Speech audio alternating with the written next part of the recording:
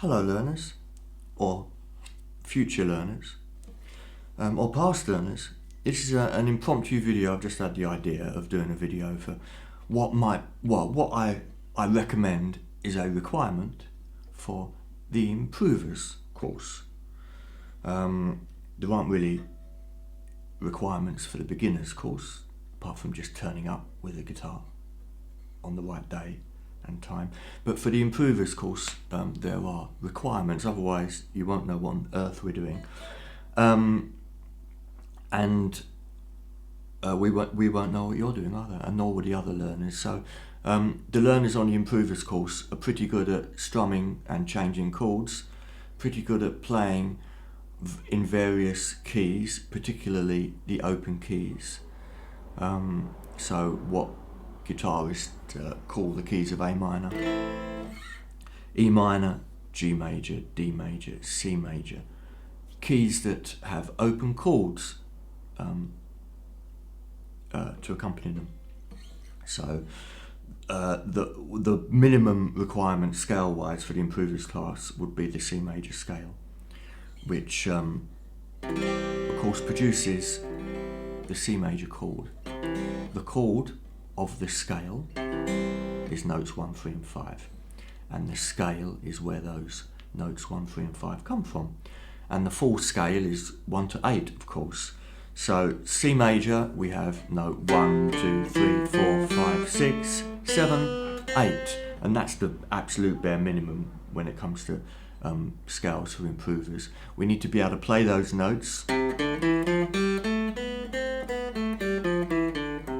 up and down, and we also need to know what the numbers of those notes are. So 1, 2, 3, 4, 5, 6, 7, 8, because we will be stringing those numbers together to produce music. At least that's the idea. So we need to find those numbers, those notes, note numbers, what is often called degrees of the scale, but that's a bit of a mouthful. Note numbers will do. All musicians, we know what we're talking about when we talk about note numbers. So an example of what we might do in the Improvers class is we'd have a song which is a combination of note numbers, and we look at the notation for that song, notated in bars, normally with 4 beats in a bar, and the rhythm, and we play those notes within the rhythm. So if the rhythm is the simplest possible rhythm, 1, 2, 3, 4, we would have a combination of notes that we play in that rhythm. So for instance, it might be 3, 4, 5, 1. So we've got 3, 4, 5, 1. So those are just the numbers from the scale. Note 3, note 4, note 5, note 1. So that might be an example of a guitar part or a melody part. Of course, every song is going to have a different combination of numbers with rhythm. So for example, Ferro is 1, 1, 2, 3, 1. So we've got 1, 2, 3, 1, 1, 2, 3, 1, 3, 4, 5. So we need to play those note numbers very fluently without thinking. It needs to be automatic. So automatically, when I think of the C major scale, I know note 6 is under my second finger on the G string. I know note 3 is second finger D string. When you practice enough, this is just subconscious. Note 8 is first finger B string. Note 5, open G. Note 1, third finger A string. So all these combinations of numbers mentally, but fingers physically, need to be automatic, and we get that by playing the scale, simply playing the scale 1, 2, 3, 4, 5, 6, 7, 8, 7, 6, 5, 4, 3, 2, 1. And you can make your own combinations of those numbers if you want to mix up the scale. When you change the numbers, it becomes not really a scale, but it just becomes notes from the key. So that's what we require in every key that we will look at in the Improvers, and it tends to be 2, 3, maybe 4 keys per course, but like I said, the bare minimum and a very common key is C major. We've also got A minor. Again, same process. Know where the notes are from the sheet, 1, 2, 3, 4, 5, 6, 7, 8. Sometimes you'll have 2 octaves. 1, 2, 3, 4, 5, 6, 7, 8. And we need to know where all those note numbers are instinctively. So every time we change key in any instrument, you have a group of notes that changes. So one key changes to another, and it's like you put on your mental hat for A minor, and then you play a song in G, you put on your mental hat for G major. Again, G major is another key we will definitely do in the improvers, along with C major and A minor. So G, again, it's just a different fingering, different notes on different strings, pitched notes, A, B, C, D, F, G. But what we're concerned about, because we're not really concerned about letter notes in any of our classes really, apart from the open strings, what we're concerned about is the numbers. So in G major, number 1 is on the low E third finger. So different, of course, every key has got a different fingering. The start note, note 1, is a different note. So we've got 1, 2, 3, 4, 5, 6, 7, 8. So we again learn all those note numbers in the key of G, mixing them around 1 to 8, 8 to 1, random numbers, mix them around, and then we can then attempt to put those numbers within the confines of a rhythm, and then we play a melody. That's what a melody is. A melody is pitched notes, however you notate them, whether it's A, B, C, 1, 2, 3, Do, Re, Mi, however you notate them, that just is an aid to playing the notes. If it helps you play, it's a good aid. If it doesn't help you play, then it's not very good notation. And then we add those notes to the rhythm, and that's the definition of a melody. Rhythm and pitch notes in some sort of pleasing, whatever that means, combination. That's it. These are the main things we need to do on our improvers class. The other key that we play a lot is E minor. 1, 2, 3, 4, 5, 6, 7, 8. 2, 3, 4, 5, 6, 7, 8. We don't normally go beyond 2 octaves, but we can do. 2, 3, 4, 5, 6, 7, 8. That's a 3 octave scale. But most of the time we stick to 2 octaves in improvers because we're not advanced yet. And most melodies, very, very rarely does a melody go over even 1.5 octaves, let alone 2 octaves.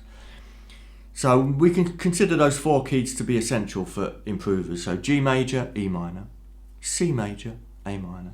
Chord-wise, it's not that important for improvers because even if you can't play any chords, you can play in the improvers class perfectly fine by just playing the melodies, playing the little guitar riffs, sticking to single notes. As a matter of fact, a clarinet could be in our improvers class because the clarinetist could just play the single notes. So you don't need to play chords. But if you can, it gives you more options, and it means I can ask you to play chords, and you've got more options than just melodies. Most of the people in our improvers class can strum through chord sequences pretty well. But it's not essential for the improvers class.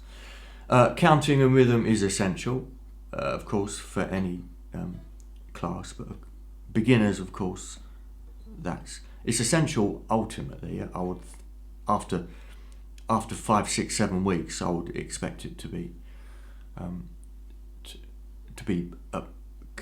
for learners to be capable, but obviously not on the first lesson. So if you've got a good sense of rhythm, the improvers class will make a lot more sense. And that's it really. What we can't have in the improvers class is people coming from complete scratch. In other words, don't know anything about chords or scales or rhythm being the big one. Of course, in improvers, you will help yourself a lot if you're very familiar with the names of the strings. Obviously, we need to know the names of the strings, E, A, D, G, B, E. We need to have it helps if we've got a little bit of technique. So if you're plucking with your fingers, all you need is your thumb. You can get through the whole class with your thumb, strumming, or just single notes. Or you can use a plectrum, one of these things, which acts the same as your thumb, but it's a little bit more versatile because we can pluck down and up.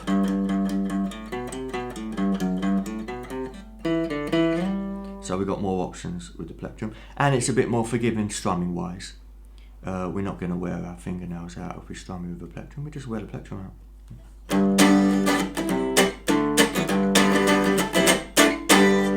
So strumming is made a little bit more simple, and the approach is a little bit more straightforward with a plectrum, but you don't need a plectrum for the improvers class. A capo would be essential as well, so I would recommend getting a capo for the improvers class, but if you're in the improvers class and you don't have a capo, there are ways around it. I just have to know that you don't have a capo, and then we can approach your playing the songs slightly differently. But all the people on the improvers, as I speak, have got capos. A capo is the metal clip that goes on to the guitar neck, clips behind and presses down on the strings all the way across, like my finger there.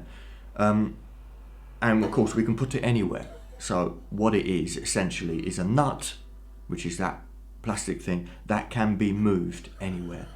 So that is very useful on guitar, and guitar is the only instrument that can use that feature of moving all the open strings essentially anywhere. So if we put a capo high up on the neck, say up here, 6th fret, it's going to give the guitar, first of all, a very different sound, and also it means we can play songs with open chords that are not necessarily open chords on the record. So for instance,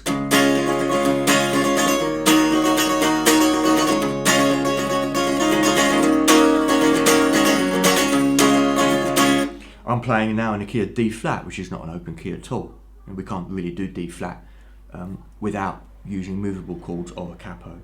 So these things are very, very, very useful. I recommend them for anyone, any guitarist. And